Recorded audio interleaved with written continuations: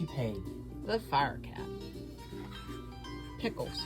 Once upon a time there was a yellow cat with black spots in his fur. His name was Pickles. Pickles was a young cat. His paws were big and he wished to do big things with them. But where could Pickles find anything big to do? Pickles lived in a barrel. The barrel was all that he had for a home. Pickles' barrel was in an old yard where there was nothing big to do. So what did Pickles do? He ran after little cats. He ran after every little cat that came into the yard. And he chased the little cats out of the yard. This was a bad thing. But it was all that Pickles could find to do. Next to Pickles' yard was a house, and in the house lived many cats who called out to Pickles, "You are bad, you cannot be our friend." But Pickles did have a friend in the house. His friend was Mrs. Goodkind. Every day, Mrs. Goodkind came into the yard and gave Pickles something to eat. One day, Mrs. Goodkind said, "Pickles, you are not a bad cat. You are not a good cat. You are good and bad and good. You are a mixed-up cat. What you need is a good home. Then you will be good."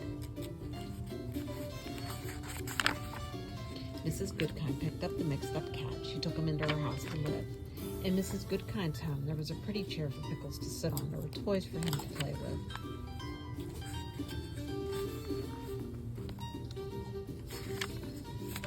But Pickles did not want to sit on the pretty chair. He did not want to play with the toys, so he ran back to his barrel in the yard and he began to chase the little cats. Mrs. Goodkind said to Pickles, "Things cannot go on like this. Something will happen." The next day, Pickles chased the little cat up an old tree. He climbed after her.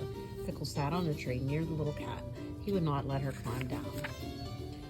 After a time, the wind began to blow. It blew and blew and blew, and the rain came down hard. It came down harder and harder, and at last Pickles let the little cat climb down and go home. Pickles wanted to climb down too. He wanted to go back to his barrel, but he could not climb down. Sometimes this happens to a cat, and it happened to Pickles. Mrs. Goodkind ran to the tree. "Pickles," she called, "please try to climb down," but Pickles could not climb down. Mrs. Goodkind ran to her house.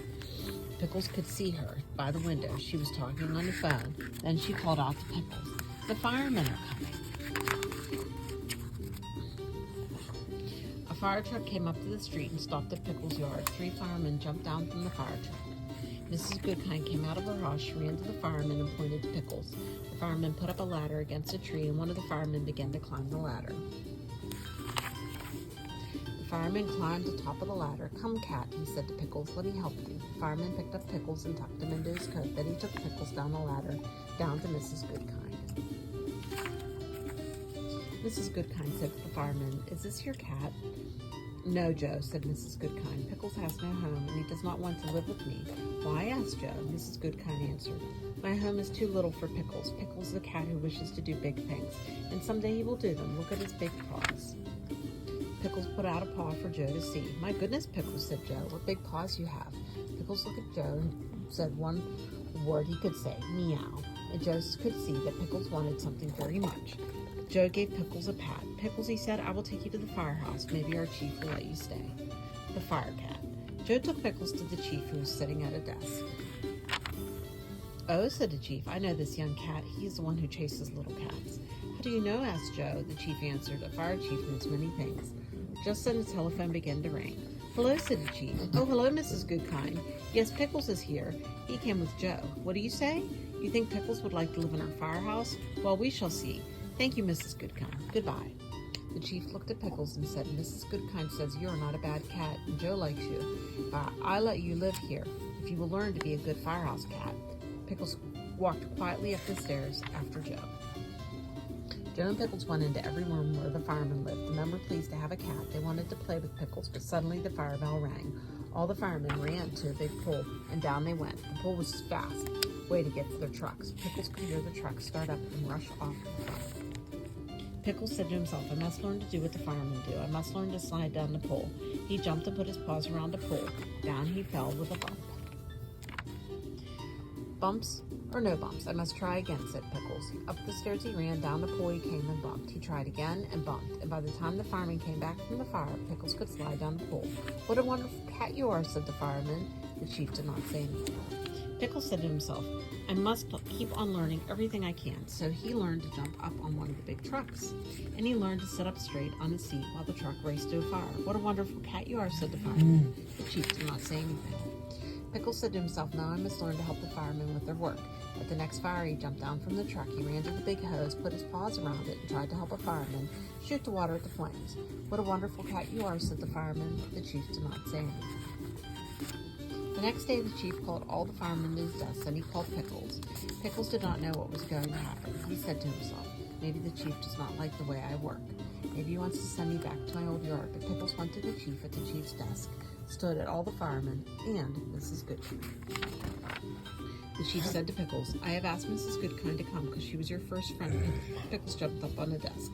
I have something to say to you. Pickles jumped up on the desk and looked at the chief. Out of the desk, the chief took a little fire hat. Pickles said to the chief, I have watched you at your work. You have worked hard. The time has come for you to know that you are now our fire cat. And with these words, the chief put the little hat on Pickles' head. The old tree. Pickles made friends with all the firemen, but he did not make friends with any cats. When the cats came to the firehouse to look at the trucks, Pickles chased them away. The chief called Pickles to him one day. A fire cat must be kind to everyone. You must be good to other cats. Little by little, Pickles learned to be good to the cats he met.